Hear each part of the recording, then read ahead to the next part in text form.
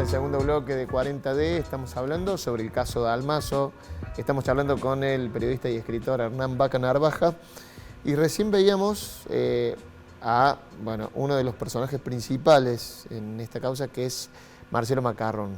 ¿Quién es Marcelo Macarrón para los que no vivimos en Río Cuarto? Bueno, en aquel momento era un traumatólogo traumatólogo del montón, con una vida social bastante intensa, integraba la comisión directiva del club de golf. Por gestión de él habían renovado las cámaras de vigilancia de la garita que entraba, donde vos entras al golf. El golf no es un barrio cerrado, sino semicerrado, y hay una garita que filma permanentemente el ingreso y salida de vehículos, pero el ingreso y salida es libre, digo, no es que te paran y te piden el documento. Y bueno, no se sabía mucho más de él, salvo que tenía un nivel de vida que era difícil de explicar con sus ingresos declarados ante la AFIP. Eso se sabe cuando se empieza a investigar a algunos protagonistas del caso, y hay un informe de un contador a pedido del fiscal que dice lisa y llanamente, bueno, es imposible que este señor tenga la vida que tiene con los ingresos que declara. Entonces sugiere que se envíen los antecedentes a la AFIP para que investigue algún posible delito fiscal. Por eso se empiezan a tejer ciertas hipótesis de vinculación con el poder local, con el poder provincial, porque digo, hubo de todo también. Sí, por eso, pero sobre todo por la activa intervención de Daniel Lacase. Daniel Lacase es un hombre muy conocido en Río Cuarto, había sido el número 2 de Julio César Arauz en la Secretaría de Prevención y Lucha contra la Drogadicción en la época de Carlos Menem, presidencia de Carlos Menem. Arauz, un personaje muy oscuro, de vínculos con la dictadura militar, con la derecha peronista. Y la tercera pata de esta sociedad era Michel Rohrer, alias el francés, que era un empresario muy poderoso en aquel momento, nada más y nada menos que el presidente de la multinacional Del Monte en Argentina. Del Monte, una de las multinacionales más grandes del mundo. Entonces ahí estaba el poder económico y ahí estaba el poder político. Y yo creo que Lacase, que además de vocero era muy verborrágico y lanzaba hipótesis y en voz baja nos decía en off a los periodistas que buscáramos a los amantes, terminó politizando mucho el caso, involucrándolo al propio De la Sota. Dijo que De la Sota lo llamó y le ofreció todos los recursos necesarios para llegar al final en esta investigación, y bueno, se terminó politizando el caso. Esas patas de poder hicieron, obviamente, tejer muchas hipótesis. Y porque cuando se cae la hipótesis del crimen sexual, que dura muy poco tiempo, porque el único amante confeso que tiene el expediente es Guillermo Albarracín, que estaba con Macarrón en Punta del Este, digamos, la hipótesis de los amantes se cae por sí misma y siempre sobrevoló el móvil económico. Hay testimonios en la causa que dicen que Nora le había pedido el divorcio a Marcelo y Marcelo no se lo quería dar, y bueno, y siempre se dijo que ella exigía los bienes que estaban a nombre y los bienes de los que Marcelo era testaferro. Eso no se pudo probar en el expediente. Se empiezan a tejer esas hipótesis, pero el fiscal Di Santo, el primer fiscal de la causa, corregime si vamos bien con los datos, pero el primer fiscal de la causa imputa a un albañil, a Gastón Zárate, conocido como el Perejil. Imputación del fiscal, las justificaciones y una marcha en Río Cuarto pidiendo la libertad. Nos asomamos a aquel momento.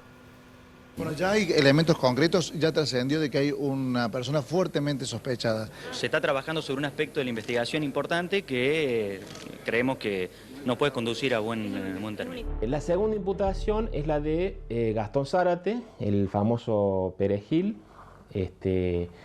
Lo imputan en una causa absolutamente armada por la policía y por el poder político. En la acusación, los fiscales concluyeron que Zárate violó y estranguló a Nora Dalmazo luego de entrar a la casa por una ventana. Gastón, ¿qué declaraste? Que soy inocente, no la violé, no la maté y no me robé los teléfonos celulares.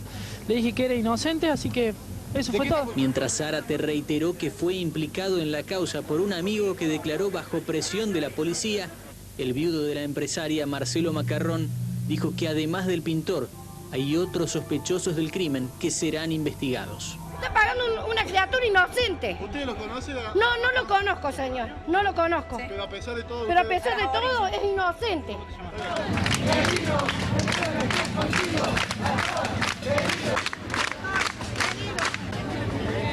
a seguir investigando. Sé que no tenían a nadie. ¿Te dijeron por qué te dejaban en libertad? No tenían prueba, creo. ¿Qué pensabas cuando estabas ahí adentro? Pensaba que me iba a quedar siempre ahí, porque todos me decían, te va a quedar. Pero yo digo, no, si soy inocente, tengo que salir. ¿Es el primer imputado de la causa? El segundo. El primero es Rafael Mañasco. Mañasco. El supuesto amante, que ante la ola de rumores se presenta, pide que le extraiga sangre y el fiscal no tiene mejor idea que imputarlo por sospecha leve y poder sacarle sangre. En el caso de Zárate es impresionante la imputación, pero también hasta la liberación. Fue una pueblada. Fue una pueblada, claro. Como yo vivo hace muchos años en Río Cuarto, nunca vi una cosa igual. Absolutamente espontánea, porque la gente seguía con mucha atención este caso, por lo que contábamos en Río Cuarto los periodistas, pero también por lo que se contaba a nivel nacional. Recordá que el caso acaparaba las pantallas de todo el país y bueno, cuando lo piden la orden de detención de Zárate, la madre llama, habla con un periodista de Cadena 3 me parece, y cuando empezamos a escuchar a la madre, todos vamos a la casa de Zárate y aparece Zárate y bueno, no era el perfil del asesino que la sociedad de Río Cuarto imaginaba. Un peticito, como lo viste, con voz aflautada, incapaz de matar una mosca, y bueno, obviamente la gente olfateó que era un perejil, y era un perejil. La imputación de Zárate es consecuencia del anexo de 2 fiscales más a la causa. Había 3 fiscales, el que fue desde Río Cuarto fue Marcelo Hidalgo, y la llegada de este otro personaje central en la causa, que es el comisario Rafael Sosa, después exoneró a la policía por el escándalo del narcoescándalo. Del narcoescándalo unos años después. Bueno. En ese momento Rafael Sosa era jefe de homicidios. Era jefe de homicidios, claro. Y Marcelo Hidalgo era el fiscal estrella.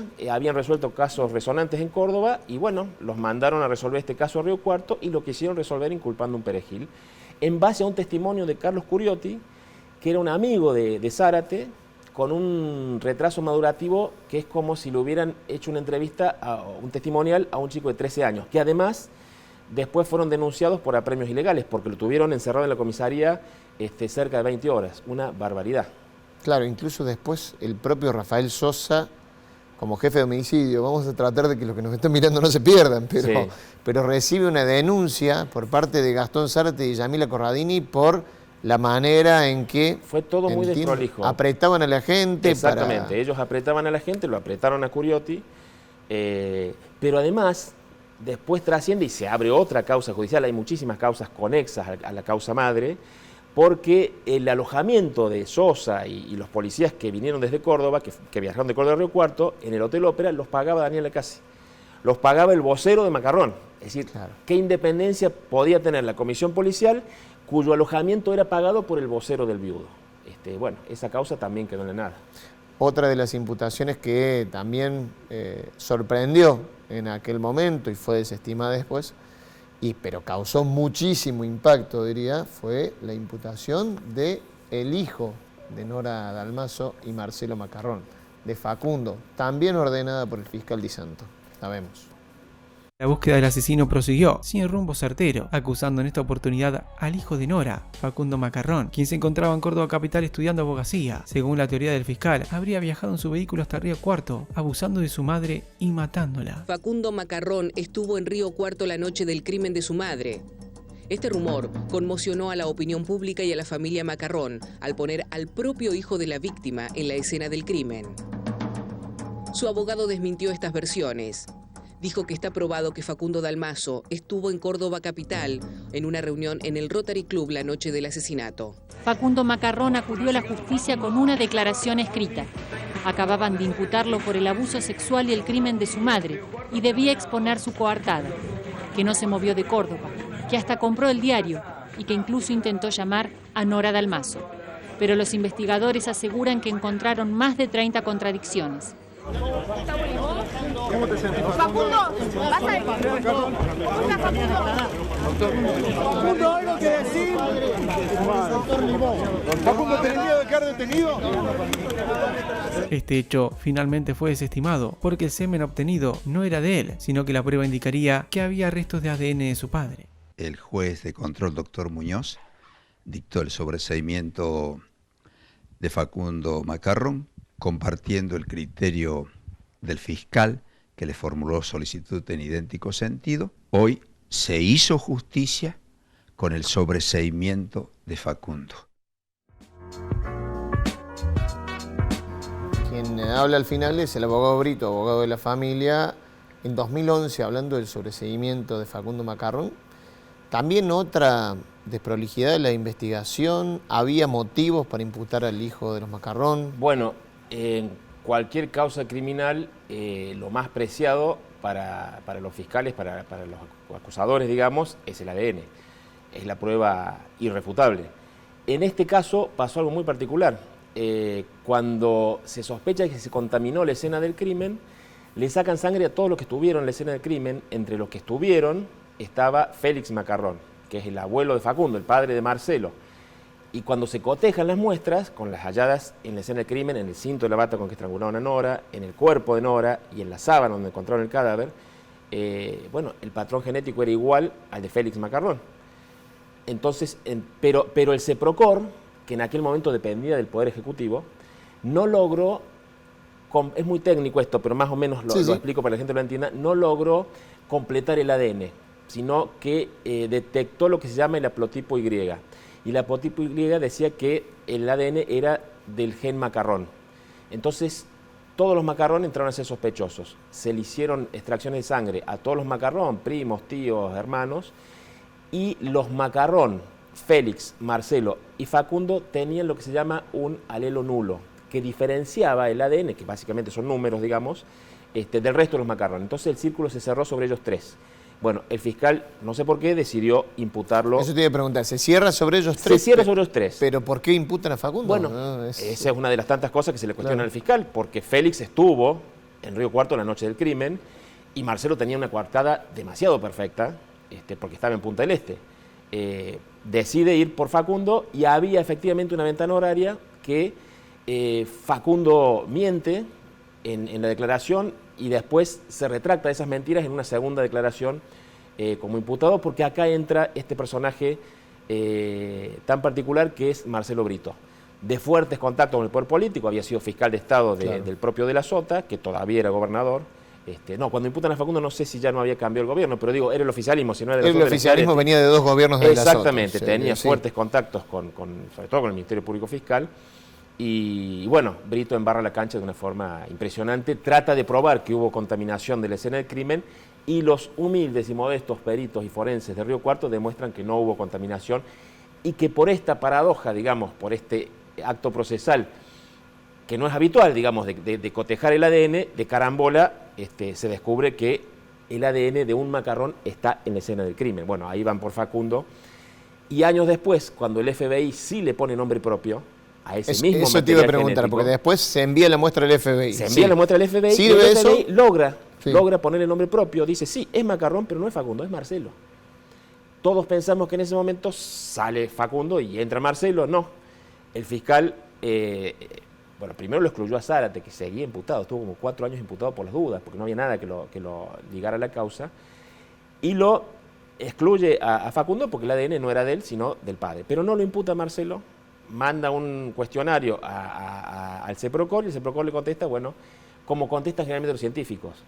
No es improbable, pero tampoco existe la certeza que ese ADN sea producto del crimen o una relación sexual contemporánea. Ahí entra una discusión científica que, en definitiva, plancha la causa hasta que interviene el otro fiscal, que es Daniel Miralles. ¿Te acordás el año de cuando el FBI le da la pauta, la certeza de que...? Bueno, el FBI demoró mucho tiempo, demoró varios años, no me acuerdo ahora las fechas, pero varios años, y eso fue lo que mantuvo a Facundo tanto tiempo imputado, porque la causa no avanzaba y estaba imputado Facundo y también estaba imputado Zárate.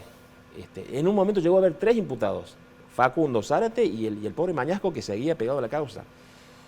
Uno parece inocente cuando te pregunta, Hernán, pero uno dice, si hay un organismo que determina que ese ADN, que es una prueba... En Río Cuarto, si sos pobre, por las dudas, estás imputado. Y lo otro es para el libro Guinness. Es decir, en esta causa, para que entiendas la dimensión del despropósito judicial, hubo 3 personas que no se conocían entre sí, acusados de matar a la misma mujer de manera diferentes. Claro. Sobran la palabra. Me parece que eso pinta lo que fue la investigación. Vamos a seguir en el próximo bloque. Estamos hablando del caso de Almazo con Hernán Vaca Narvaja. Hacemos una nueva pausa en 40D y ya venimos.